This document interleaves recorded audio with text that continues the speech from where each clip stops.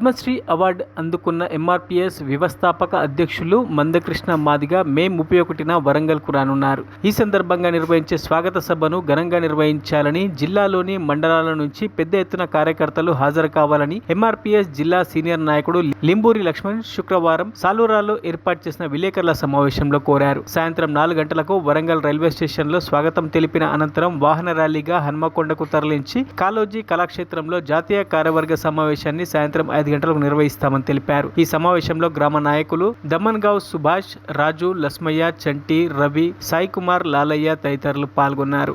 మన సామాజిక ఉద్యమ నాయకులు, ఎస్సీ వర్గీకరణ ప్రధాతకులు గౌరవ మందకృష్ణ మాదిగ గారు 2 రోజుల క్రితం ఢిల్లీలో రాష్ట్రపతి చేతుల మీదుగా పద్మశ్రీ పురస్కారాన్ని అందుకున్నారు. దేశంలోనే ప్రతిష్టాత్మకమైన ఈ అవార్డును ఎంపిక కావడం మా మాదిగ జాతి అందరికీ గర్వకారణం. కాబట్టి ఆయన పద్మశ్రీ పురస్కారాన్ని అందుకొని తొలిసారిగా రేపు అనగా 31 తేదీన వరంగల్ ఇచ్చేస్తున్నారు.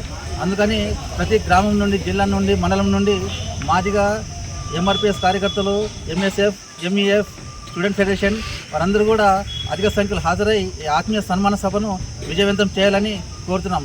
అలాగే ప్రతి ఇంటి నుండి, ప్రతి గ్రామం నుండి కూడా ఎంఆర్పీఎస్ కార్యకర్తలు కానీ, ఎంఈఎఫ్ మహిళా సంఘాలు, మహిళా సమాఖ్య, స్టూడెంట్ ఫెడరేషన్ ప్రతి ఒక్కరు కూడా అధిక సంఖ్యలో హాజరై ఈ మహాసభను విజయవంతం చేయాలని కోరుతున్నాం. అలాగే ప్రతి ఎంఆర్పీఎస్ కార్యకర్త నల్ల ప్యాంటు, తెల్ల షర్టు విధిగా ధరించి రావాలని కోరుతున్నాం.